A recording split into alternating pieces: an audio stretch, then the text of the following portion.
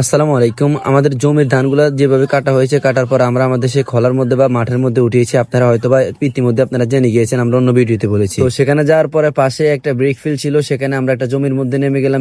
এবার আমরা মাছ ধরার জন্য। তো আমি হাত দিয়ে বারবার করে মাছ ধরতেছি, এর মধ্যে আমার ফুফাতো ভাই আর তার সম্বন্ধী মিলে পানিগুলো শেষ করতেছে। তো পানি শেষ হলে আমরা হয়তো বা মাছগুলো ধরে ফেলতে পারবো এমন চিন্তাধারা থেকে আমি এখান দিয়ে ফেনাগুলো পরিষ্কার করতেছি। করার পরে যেমন পুরাপুরি যখন পরিষ্কার হয়ে যাবে, তারপরে আমরা হয়তোবা মাছগুলো ধরতে আমাদের জন্য সুবিধা হবে সেই চিন্তা করে আমরা নেমে গেলাম। তো আলহামদুলিল্লাহ ওরা ওদের মতো করে পানি শেষ করতেছে, কারণ পানি যখন কমে যাবে তারপরে মাছগুলো ধরতে হয়তোবা আমাদের জন্য সুবিধা হবে। তো আমি দাঁড়িয়ে আছি, আমি ভাবতেছি আমি নিচে নেমে যাবো, নিচে নেমে হাত দিয়ে চেষ্টা করবো মাছ ধরার জন্য। তো সেই চিন্তা করে আমি অনেকক্ষণ যাবত দাঁড়িয়েছিলাম, দেখি কি করা যায়। পরে ওরা উপর দিয়ে চলে গেল ওইদিকে মাছ ধরার জন্য বা মাছ দেখার জন্য, মাছ আছে কিনা বা ওইদিকে কেমন মাছ উঠেছে। তো আমি এই দিক থেকে পানি শেষ করতেছিলাম। আমি ভেবেছি ওরা চলে গিয়েছে, আমি এখান দিয়ে যদি শেষ করি তাহলে হয়তোবা ইতিমধ্যে আমাদের কাজটা সম্পাদন হয়ে যাবে, আমরা মাছগুলো ধরে ফেলতে পারবো ইনশাআল্লাহ।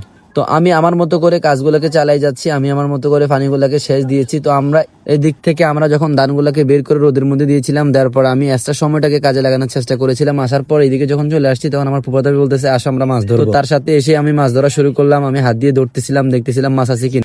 তো আলহামদুলিল্লাহ এইদিকে এত পরিমাণে পুঁটি মাছ আছে যারা দেখলে আপনি হয়তো বিশ্বাস করতে পারবেন না, এত পরিমাণে মাছ আজকে আমরা পুঁটি মাছ ধরছি আলহামদুলিল্লাহ। তো মাছ ধরার যে একটা ফিল, যারা একমাত্র মাছ ধরেন তারাই ভালো করে জানেন। মাছ ধরার খুশিটা সবচেয়ে বড় খুশি, কারণ আমাদের খাওয়ার থেকে খুশিটা ধরার খুশিটা যে কিরকম যারা বোঝানো যাবে না। যারা একমাত্র মাছ ধরেন তারাই জানেন মাছ খেতে যদি কোনো সুস্বাদু, তার থেকে ধরতে স্বাদ আরো বেশি লাগে মনে হয় আমার কাছে। কারণ আমি মাছ ধরতে এত পরিমাণ আমার কাছে ফিল হয়, ভালো গুড ফিল হয়, কিন্তু আমার কাছে খাইতে অতটা ভালো লাগে না। তো নেমে গেলাম আলহামদুলিল্লাহ। আমি হাত দিচ্ছি যতবার আমার হাতের মধ্যে মাছ লাগতেছে, আমি মাছগুলোকে ধরে উপর দিকে মেলা মারতেছি।